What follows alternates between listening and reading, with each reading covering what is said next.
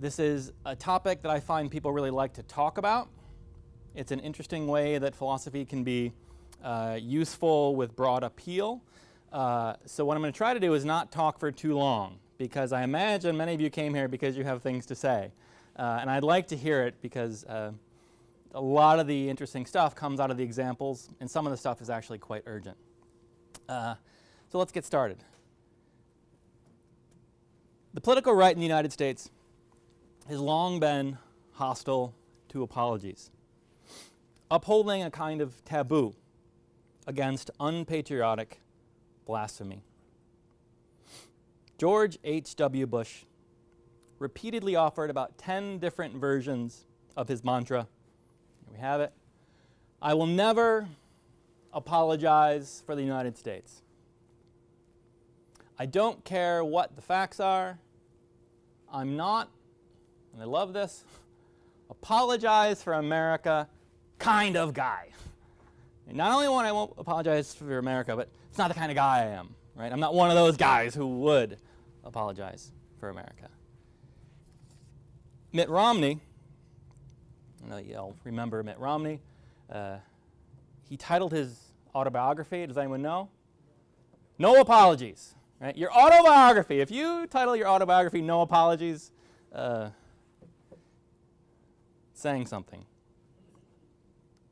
Conservatives cast Barack Obama as you see the t-shirt there, apologizer in chief, who went on various apology tours around the world. People would say he was apologizing for America and debasing our national pride and identity.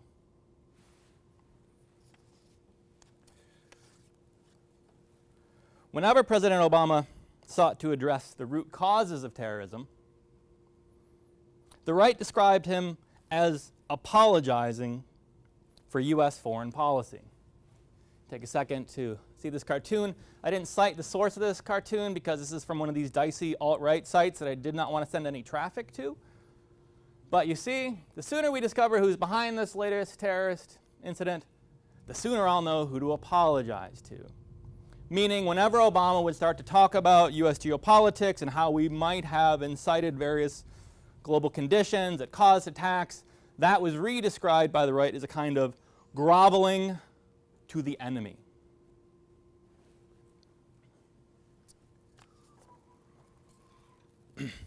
Enter Donald Trump and his campaign to make America great again.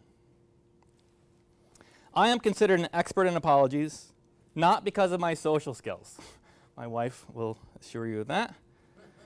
But because I have written 2 rather long and technical books on the subject. I'm also a lifelong citizen of the United States, currently living under the Trump administration. And so an expert on apologies living under the Trump administration. Special kind of position I'm in. As a comparison, President Obama once drew considerable ire for comments regarding then California Attorney General and now Senator Kamala Harris.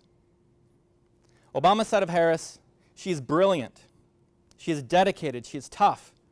She is exactly who you'd want in anyone who is administering the law and making sure that everybody is getting a fair shake." He continued, this is what got him in trouble, "She also happens to be, by far, the best looking attorney general in the country. It's true, come on," Obama said.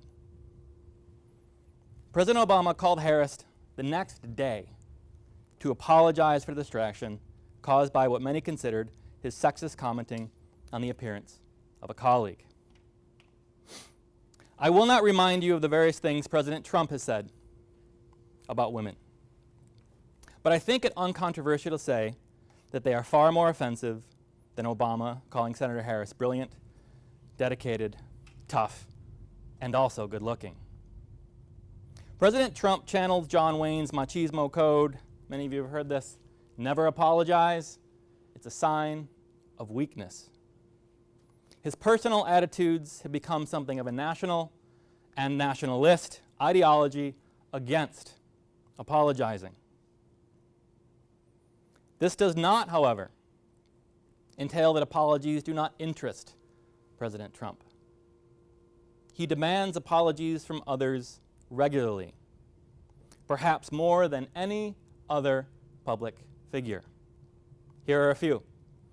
His call for Obama to apologize to him. His call for Hillary Clinton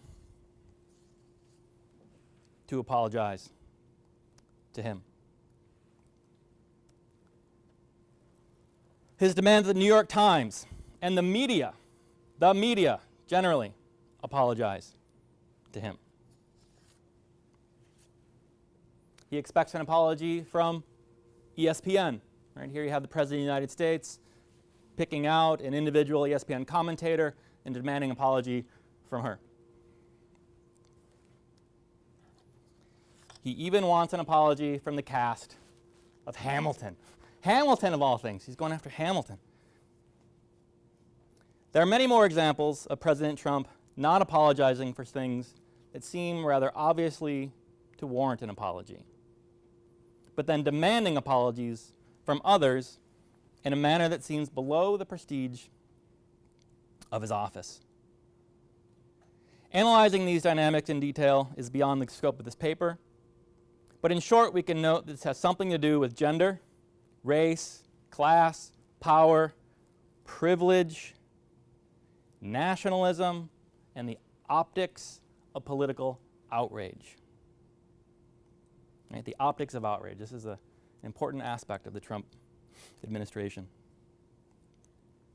Here we should remember the dark history of authority figures demanding apologies and confessions from subjects and enemies, described graphically by Foucault in his account of state-sanctioned medieval torture practices, nominally carried out to produce confessions and penance, but ultimately serving the end of consolidating power by contorting the bodies and spirits of populations. Confession, Foucault wrote, has become one of the West's most valued techniques for producing truth. Authoritarian states have long coerced public statements of rehabilitation, a term that was a bit contested early this morning, from resistors. And of course, coercive persuasion as a means to repentance serves as the origins of the modern penal system in the United States. Right? We call them penitentiaries because people were supposed to go there, have quiet, read the holy book, and repent. Right? Modern incarceration is kind of an apology system when you think about it. All of this should remind us that apologies are more than progressive remedies that mend wounds. They also have a dark underbelly of authoritarianism, social control, humiliation, and self-degradation at the foot of the gallows. With all that we cautiously watched in the United States in 2017, the culture of apologies is probably not our most urgent concern. But it is worrying. Meanwhile, in Canada, when I first saw this image, my Canadian colleagues might be accustomed to seeing these sorts of things, but when I first saw this image, I did the mental exercise of trying to imagine President Trump. Take a second, try it yourself. Try to put him in that, put President Trump in there. Right? Why we have such a hard time doing this says a lot, right? We could spend volumes trying to unpack what's going on here. Prime Minister Trudeau seems to occupy the opposite end of the spectrum of contrition. So much so that comedian John Oliver, I hope you all know John Oliver, has even parodied Trudeau's seemingly excessive repeated apologies for jostling legislators on the floor of the House of Commons. I assume you all have seen this. I guess this was a big brouhaha. It was sort of a nudge, jostle, and then there were, I think, 3 apologies and a charge. It's interesting to watch from the United States.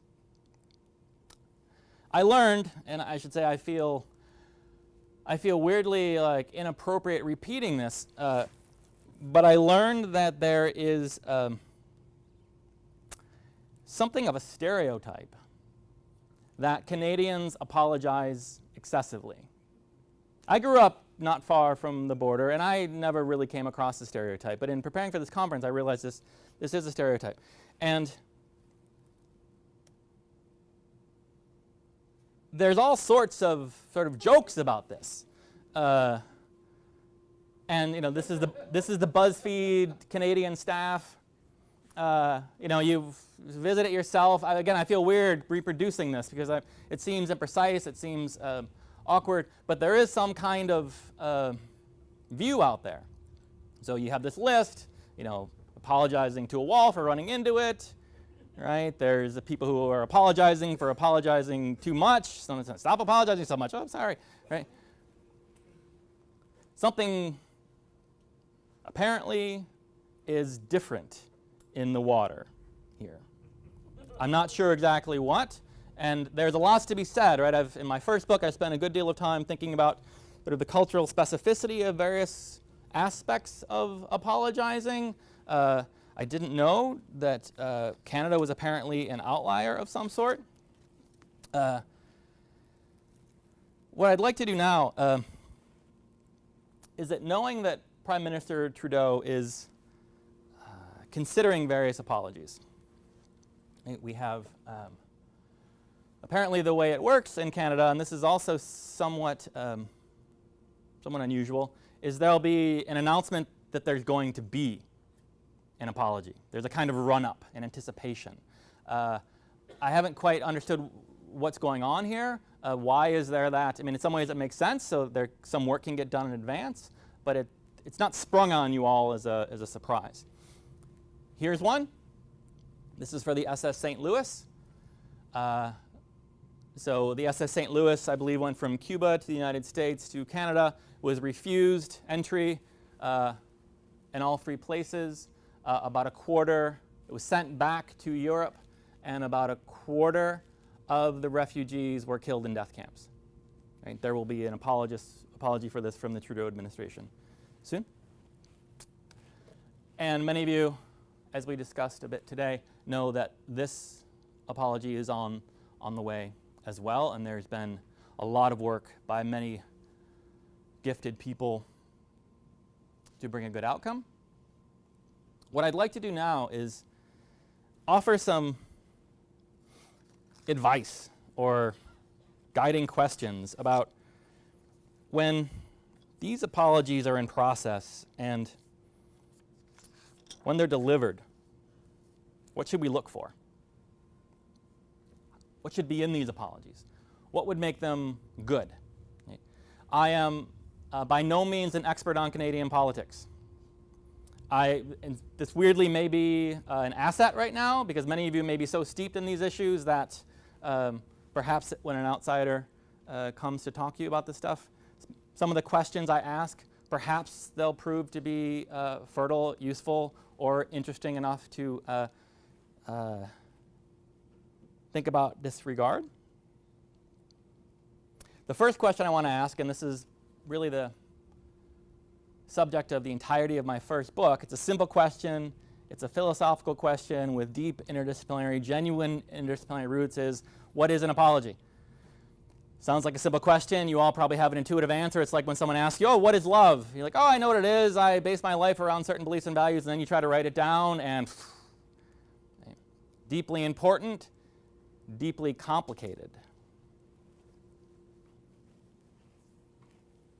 What is an apology proves to be a massively complex and also very big business. What counts as an apology is a subject of contested litigation in all 50 U.S. states, with billions of dollars in litigation on the line. And political parties fight to control the pen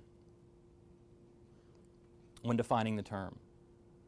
Findings of remorse, from attitudes during police stops through demeanor findings at probation hearings, are arguably one of the most important determinants in sentencing in the United States. and can, quite literally, be the difference between life and death sentences. A lot is at stake in this philosophical question, and I devoted much of I Was Wrong, my first book, to the inexact science of identifying the distinct spheres of apologetic meaning.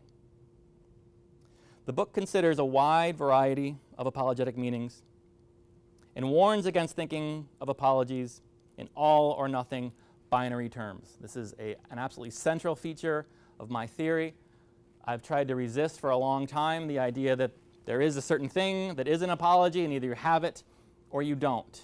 Apologies are not all or nothing, and that view is very distorting and is very easily weaponized. Instead, we should be clear about what we seek in apologies and evaluate them accordingly. The following benchmarks guide the standards for what I call categorical apologies and can serve as touchstones for our thinking. Categorical apologies, understood as a regulative ideal for acts of contrition, address the following concerns. I'm going to put this slide up. There's a lot of text on it. I'm going to leave it here for the remainder. So, these are the 13 spheres, parts, elements, aspects. Call them what you like. Okay. An ideal apology will have all 13. I'll say a little bit about each one of these in a second. Some apologies might have, 6 through 11, but not so good on 2. Or it might be great on 1 and 13, but 2 through 12, not so great. Okay. All sorts of different things apologies can accomplish. Some victims perhaps maybe only want redress, 11. The rest is window dressing. Right? Maybe they get, 1 through 10, 12 and 13, but nobody pays. Right? What the thrust of my work is to get people thinking about what is it that we're looking for in an apology, contrast that with what we actually get, to have some precision. This is in contrast to thinking, have I gotten an apology or not? Was it sincere? Did someone really mean it? Well, meaning it, that's kind of just like, something like 12 and 13. Right? Someone can be really sincere and still not pay, or leave out lots of important stuff, or not accept. Right? Sincerity is a term I try to get away from as much as possible. Right? I think there's too much built in there. I prefer to break it down in these terms. So just quickly, to say a little bit about these. So corroborated factual record means basically you explain what happened with an appropriate degree of detail about all the morally salient facts. Right? You explain what happened, something like a confession. This, and happened. This, and this happened. Sometimes that can importantly include mental states at the time of the offense. Right? I meant to do this to you, for instance, rather than saying, oh, it was an accident that I did this. Right? Mental states are very important to moral culpability. Acceptance of blame. This gets us into all sorts of trouble we'll talk about in a second. Right? Categorical apology. Right? I explain that I am to blame for the injury. Very different from saying, I'm sorry your grandma died. Right? This is not a confession that I killed your grandmother. Right? If, in fact, I did kill your grandmother, right, and I am to blame for killing your grandmother, you'd be expecting something very different than I'm sorry your grandmother died, right? Just know the same words, different order, different, right? Very, very, very obvious distinction that often gets manipulated. Right? Acceptance of blame. Possession of appropriate standing, meaning you're the right person to be doing the apologizing because you are the person who deserves blame. Right? So whatever sort of, say, arguments I get into with my wife and, I get in trouble, if my mom apologizes for me to my wife, it doesn't really mean the same thing. Right? Oh, Nick really should take out the trash more. I know, he's never been good at that. Right? That's not the same as me understanding, right, that I am to blame and I'm going to do all these things. Identifying each harm, to stick with the taking out the trash example, right? Many of you may argue about domestic responsibility, labor, etc. Maybe you argue about taking out the trash. It's never really about the trash, right? It's about disrespecting people's time, not doing what you promised to do, right? It's usually about deeper underlying moral values in the relationship. And number 4, we get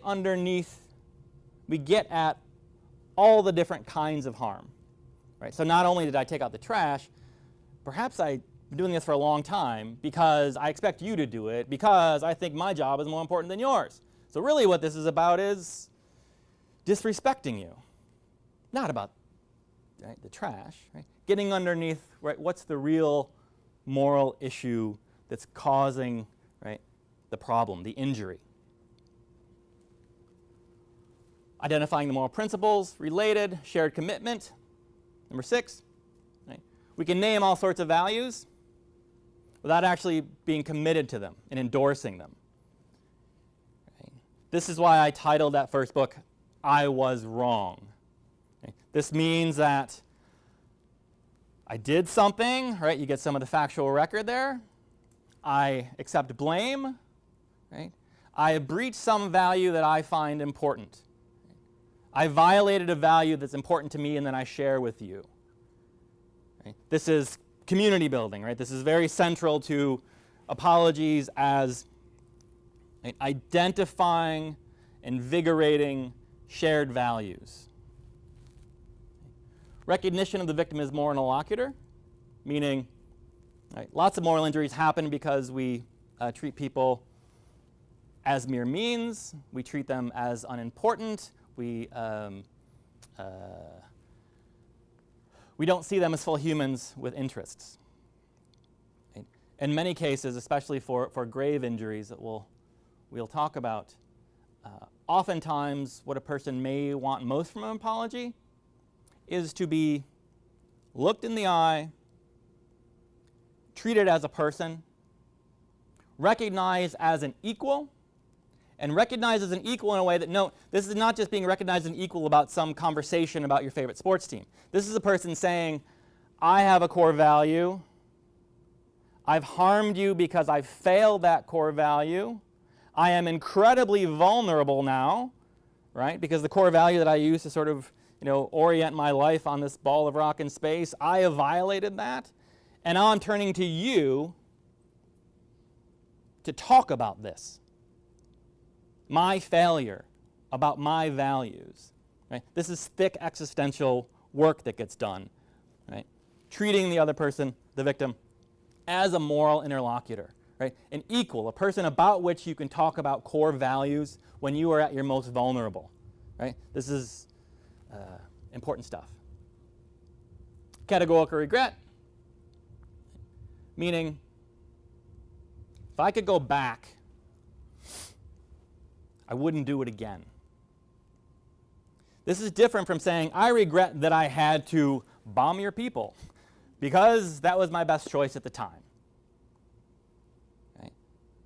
I feel bad about it, right? I wish I didn't have to, but given the geopolitical situation, I do the same thing again. That's not categorical regret. Categorical regret is, I did something for which I was wrong and I made a mistake.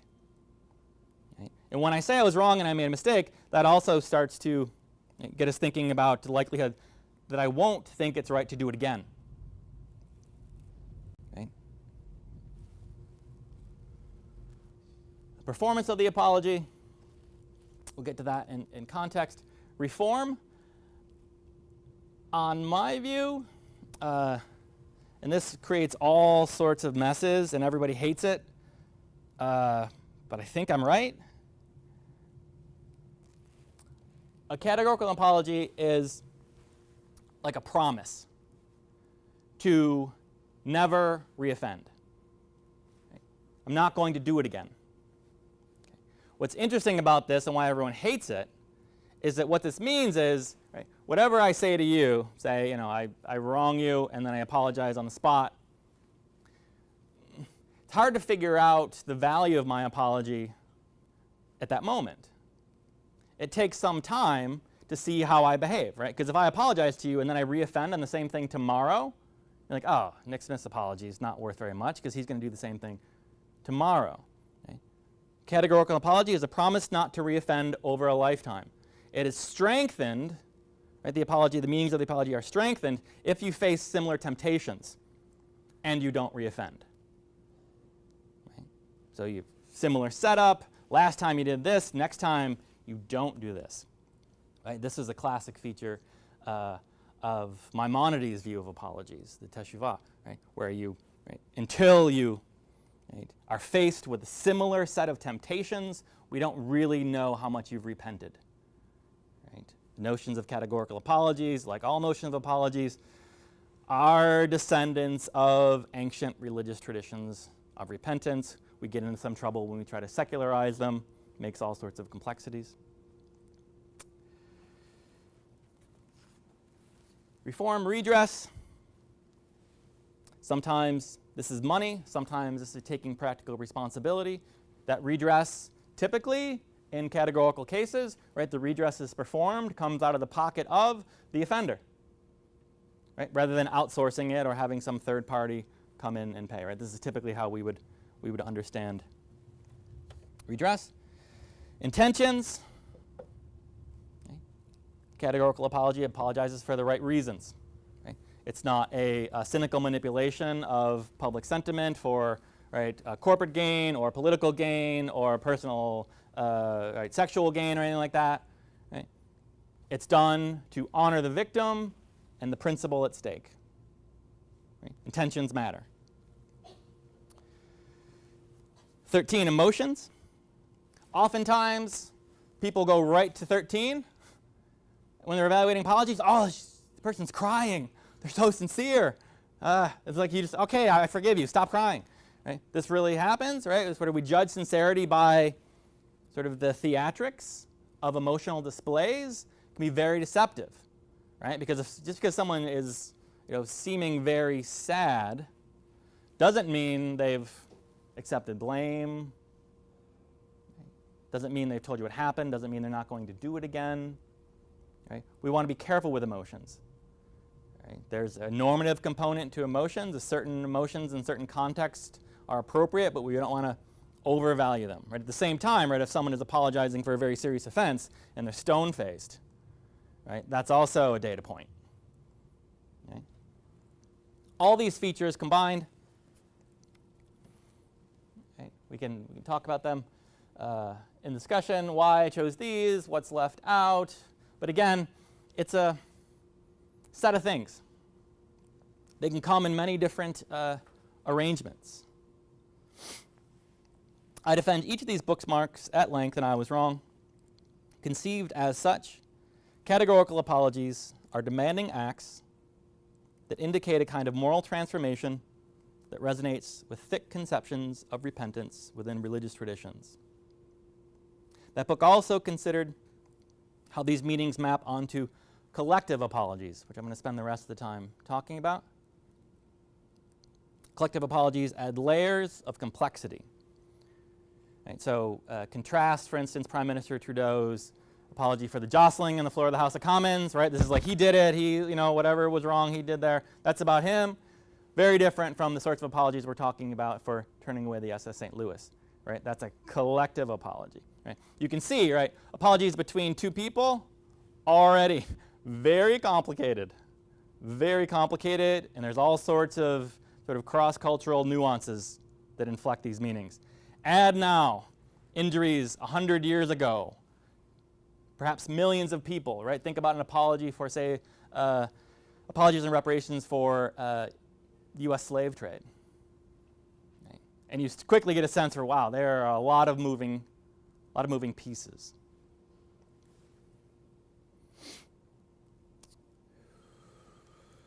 In the remaining time, I'd like to isolate a few specific issues, especially relevant to forthcoming collective apologies in Canada. If apologies present loose constellations of interrelated meanings, these are the questions I ask when first scanning the horizons of collective apologies. We stand a better chance of finding the meanings we seek from collective apologies with these issues guiding our attempts to navigate the disorienting social landscapes. So I have a few different points I'd like to talk about with respect to the two I put up earlier, the two cases I put up earlier. So the first thing I want to be careful of is oftentimes we get collective apologies when we should have apologies from individual people. They're a kind of, I call a poor substitute.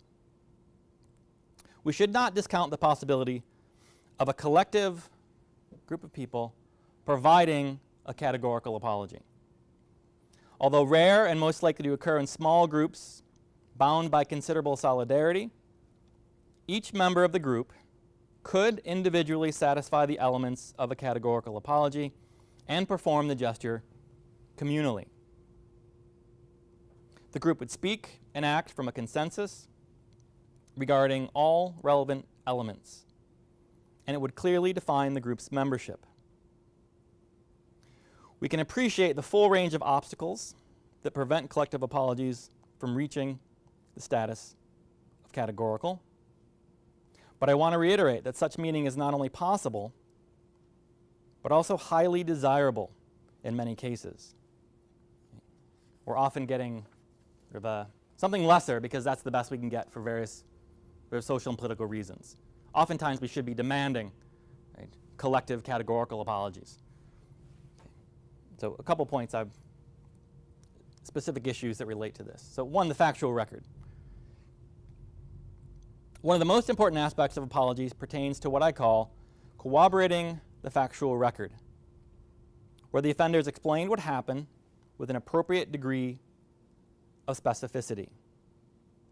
Beware of vague platitudes like unacceptable things happened. Okay? You'll often hear this. So there are various versions of unacceptable things, bad things happened in the past, and okay, let's move on to the next thing without actually naming what exactly happened. Here, we should watch for accounts from the Trudeau administration that gloss over the details. What exactly happened in both of these incidents? To what extent did anti-Semitism and homophobia drive these decisions? Both the MS St. Louis denial and the LGBT purge resulted from the combined actions of many people, from the Prime Minister at the time to the rank and file, and they impacted many victims.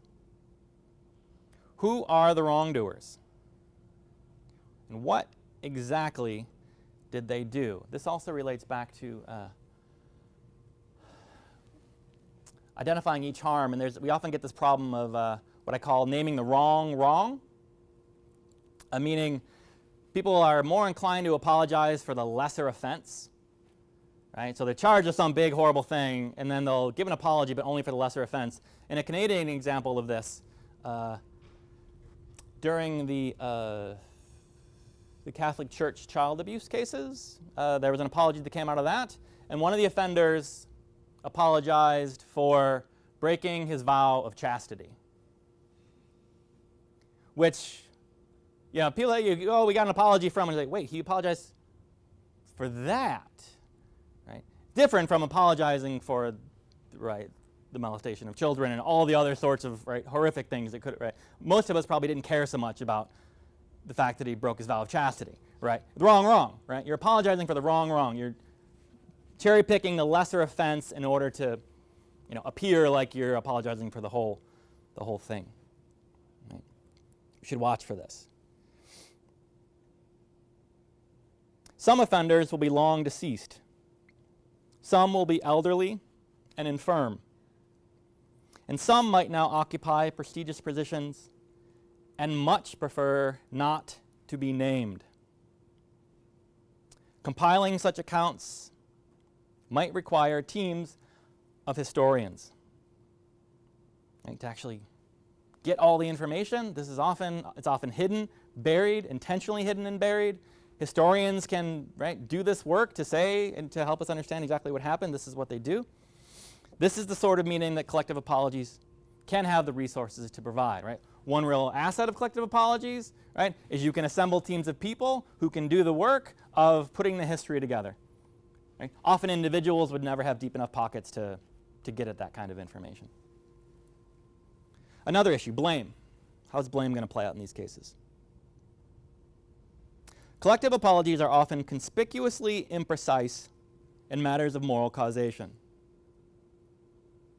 If we trace accountability to the intentional actions of moral agents within the collective, have these individuals offered suitable apologies for their personal roles, right? For what they actually did. Have they apologized for what they actually did? Or, this is more common, do individuals who should apologize for their personal wrongdoing conceal their culpability in the collective and allow the collective to shoulder the blame that they should bear?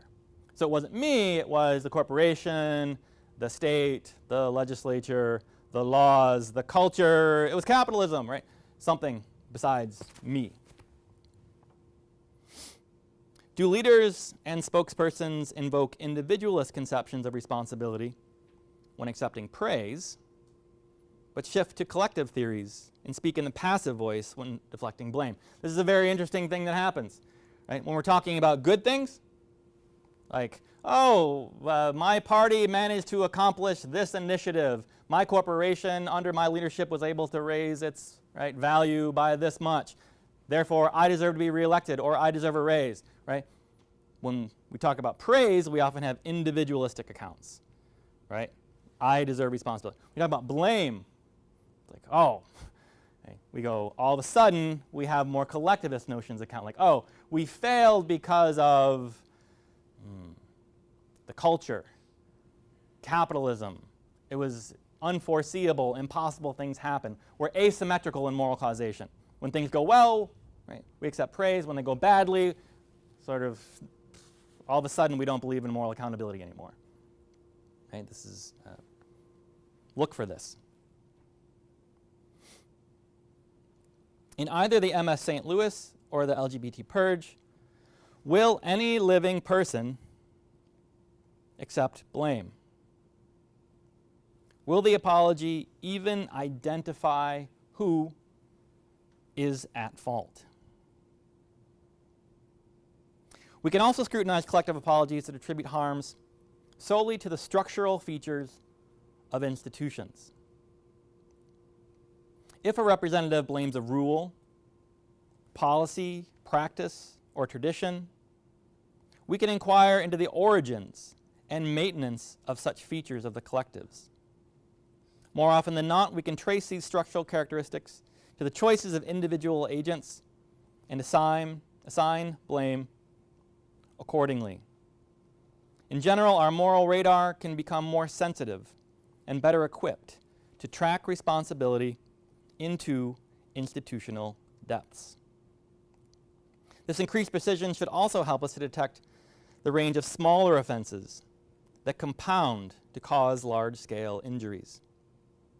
Bureaucratic structures may impede efforts to untangle causal chains or obscure our view of decision-making structures, but research or even legally compelled discovery proceedings may elucidate where blame should fall. Democratic principles favor transparency for these very reasons. In many cases, we should understand collective acts of contrition as what I described as value declaring, rather than categorical apologies. Instead of accepting blame for a past wrongdoing, a value declaring apology announces or renews its commitment to a policy. A group can endorse a principle in this sense without admitting wrongdoing or invoking thorny issues of collective causation and responsibility. It can also avoid attributing blame to individual members of the group. The group can use the gesture to denounce the acts of others, or even as a means of parrying an accusation against it by insisting on its unwavering commitment to the principle. And think here of President Trump and his demand that others apologize for fake news. Right? This is, so every day now we see President Trump calling out media outlets saying, fake news, fake news, fake news, apologize for fake news. Okay? He's declaring his, right, by demanding others apologize, he's declaring his insistence that he is the purveyor of truth. And other media agencies are false. Notice how that works. When victims of communities worry less about apportioning blame for the past,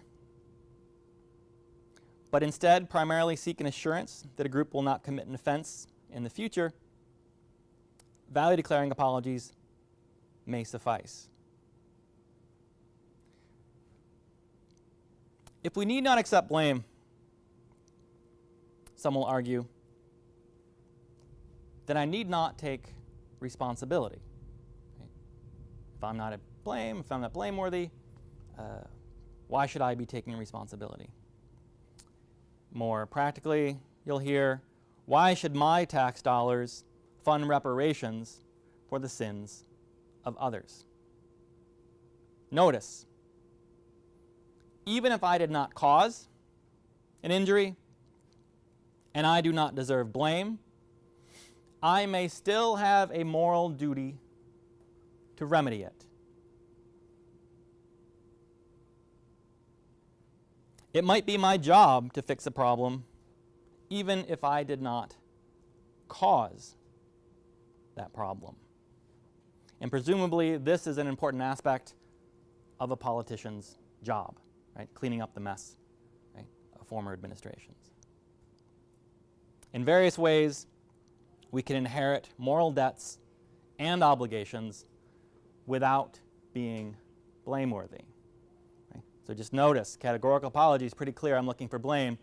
Some cases, right, we have debts without personal blame. Or we have moral debts and apologies can be suitable even without personal blame. But we have to be careful here. Consensus. Next issue I want to talk about a little bit in collectives. Consensus issues can cause a lot of problems for collective apologies. Does every member of the collective, a slight majority, or only a powerful minority sign on to the apology? The proportion of the group endorsing the gesture reflects the likelihood that the collective will keep its promises not to reoffend. But a declaration from a few with power to strictly enforce the commitment will also serve this end. Whatever the Trudeau administration says and promises in their apologies, how much of the population supports the sentiment? Does the collective uniformly endorse the correct value? Or does it sermonize in general terms and expound on the wrong? Does the collective honor the principle selectively? Or does it uphold its promise without exceptions or excuses? What exactly was wrong in the LGBT purge? How exactly will Canadians welcome refugees? Are Canadians of one mind about this?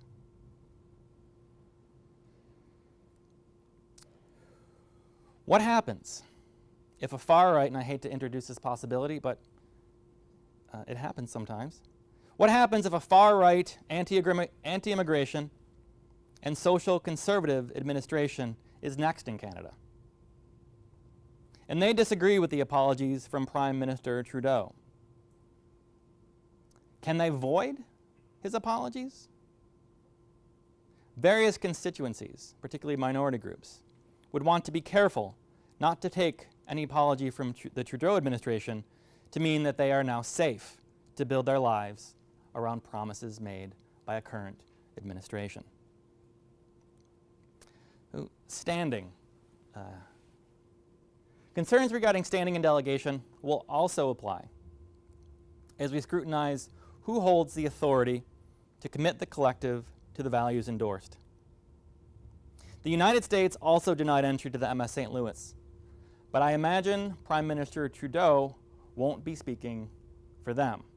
It'd be interesting if he tried, right? If Trudeau tried to apologize for the United States, that would be kind of awesome. But what are the standards for membership in the collective? Who does have standing? Does Prime Minister Trudeau speak for himself, members of his party only, for the entire nation, or even, as Bill Clinton claimed to do, the entire international community. When Bill Clinton apologized for the Rwandan genocide, he spoke for the entire international community. It's good work, if you can get it. Blame relates to standing. If I'm not personally to blame, how am I authorized to offer the apology? Prime Minister Trudeau appears to lack standing to apologize categorically for either the MS St. Louis denial or the LGBT purge for two reasons. One, it does not seem that he can accept blame for causing the harm. And two, those who did cause the harm did not delegate the authority to apologize to him in any obvious respect. We might be tempted to say that his election as Prime Minister grants him standing to apologize for all of his predecessors.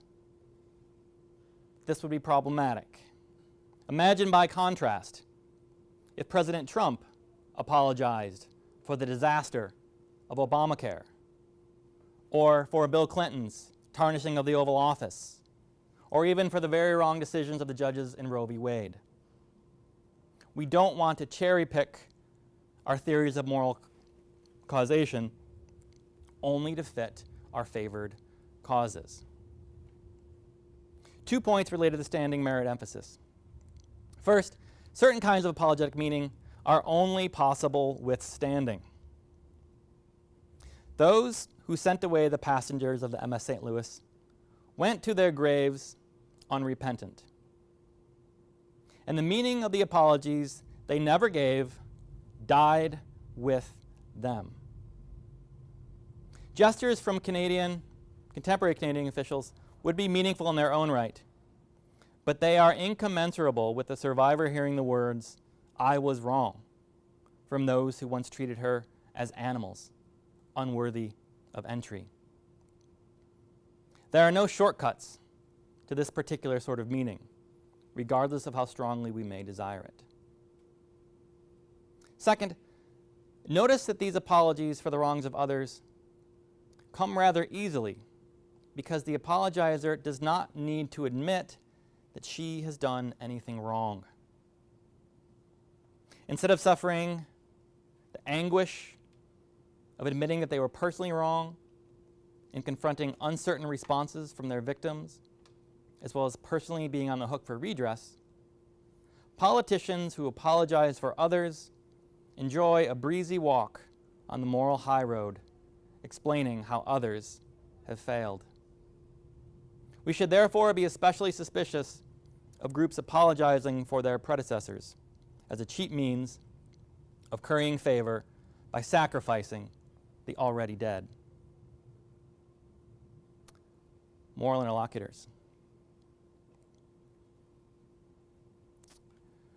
We should be mindful of the tenor of these discussions and whether they treat the recipients as their equals. Are the victims and their descendants viewed as equal participants in this painful process where we reveal our deepest values, our suffering, and our shame?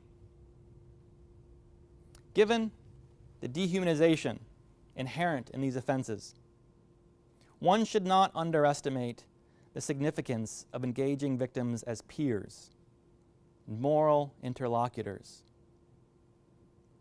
But must we engage every victim in such moral deliberation, or can we just pick a few representatives?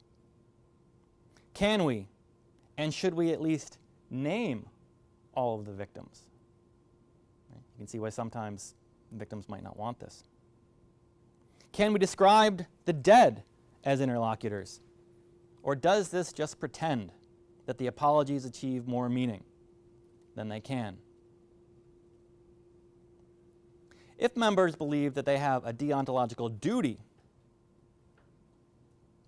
to honor the breach value, they might believe that someone is owed an apology of some kind, even if insurmountable obstacles make a categorical apology impossible. We might think that the MS St. Louis passengers who died in the death camps deserve an apology even though they are long dead. We might believe that they deserve an apology just as they would deserve a proper burial, regardless of the instrumental value of such a gesture for modern discrimination policy. It can be important to recognize publicly that some person or group is owed a categorical apology, even though this debt can never be paid, because the only people with the proper currency have defaulted in death. Sometimes it is better to mourn losses than to pretend to remedy them.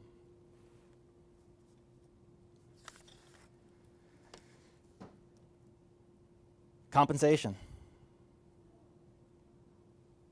For many, the most important part of an apology is the financial redress provided.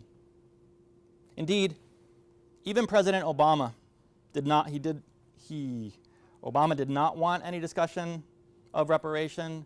Congressman Conyers has, for something like 20 years in a row, asked for just a congressional discussion of reparations for slavery. Obama is not even on board with this because, as people try to tally up, all right, what would proper reparations be? Reparations for African slavery, some have argued, would be so much that it would literally flip global wealth from north to south. In the United States, we don't even want to have the conversation. No less talk about like who would get what, right? There's just not political will. Important to remember though, right, even though apologies for such a massive injury can seem impossible and almost ridiculous to discuss, right, Germany did apologize for the Holocaust and paid billions, and that those billions were formative in the early economies of Israel. Right? It was enough money that it, right, made a geopolitical difference.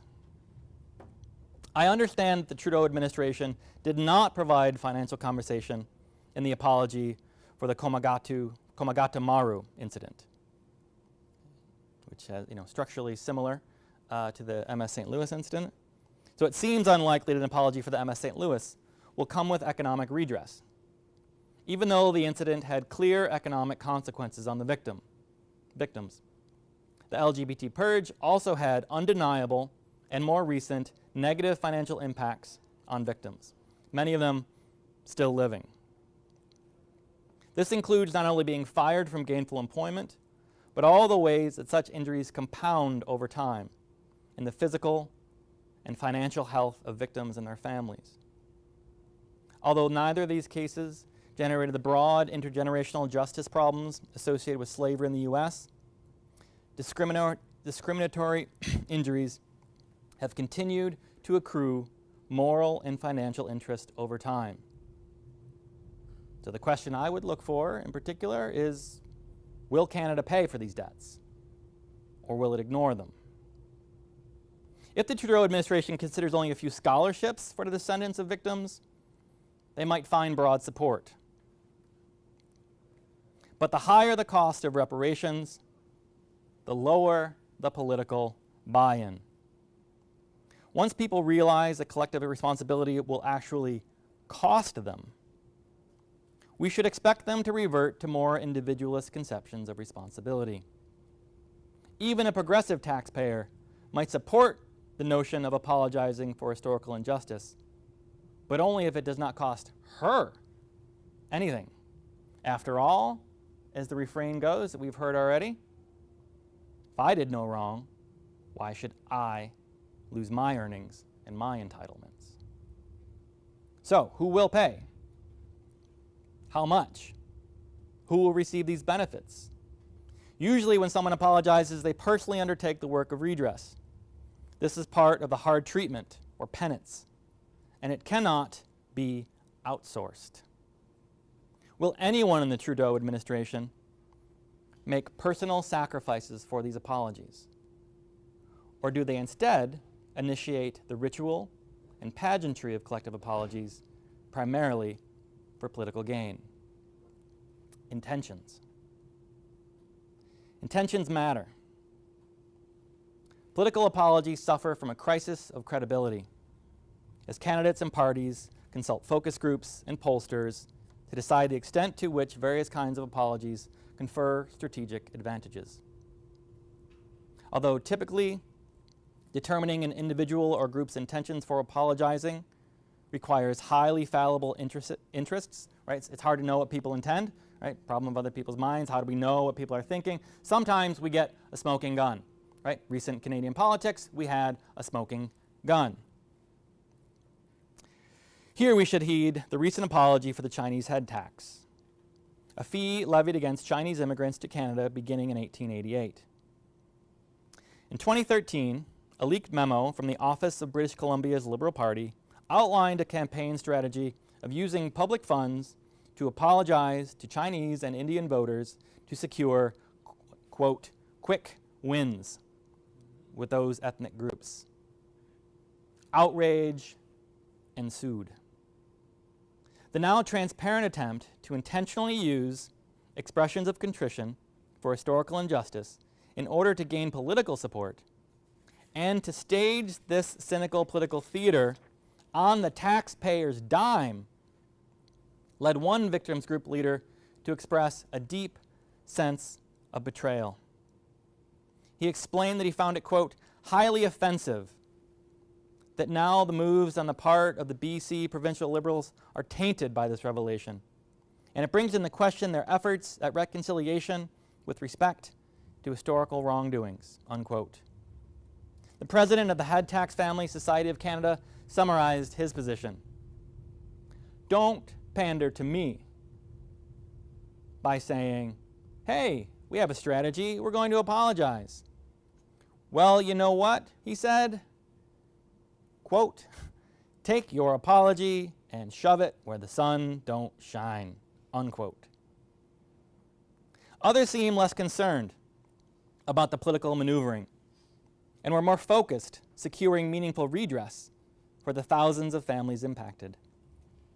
The executive director of the Chinese National Council equated a genuine apology with one that provided substantial compensation.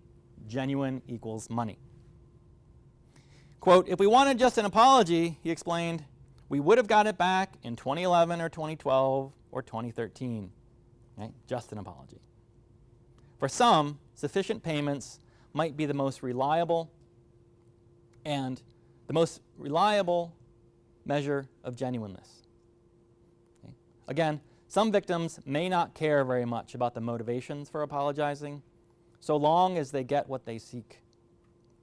This a la carte aspect of my theory of the elements of categorical apologies can help us understand what is being served, which is often apology gravy without the meat of redress.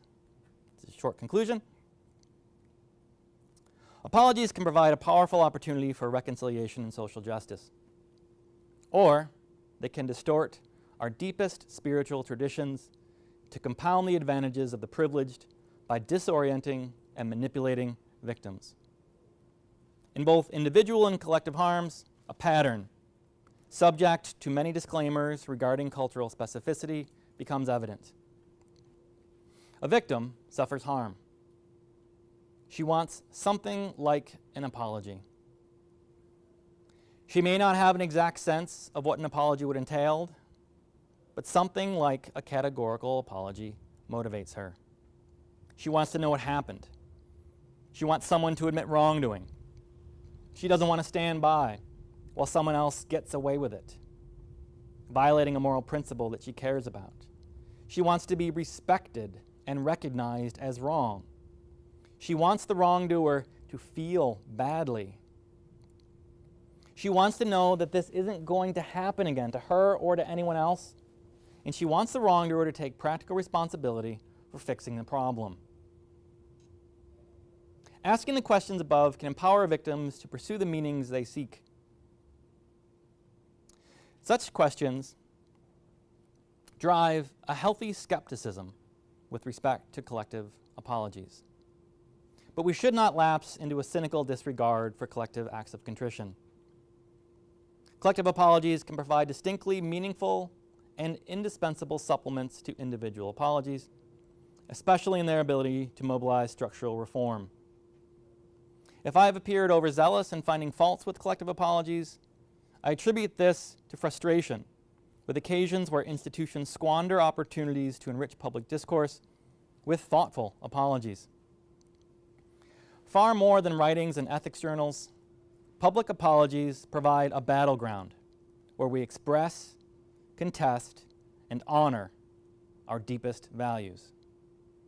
Clarifying the meanings of apologies is urgent work, perhaps now more than ever. And for this reason, I very much appreciate this opportunity to discuss all these complexities with you. Thank you.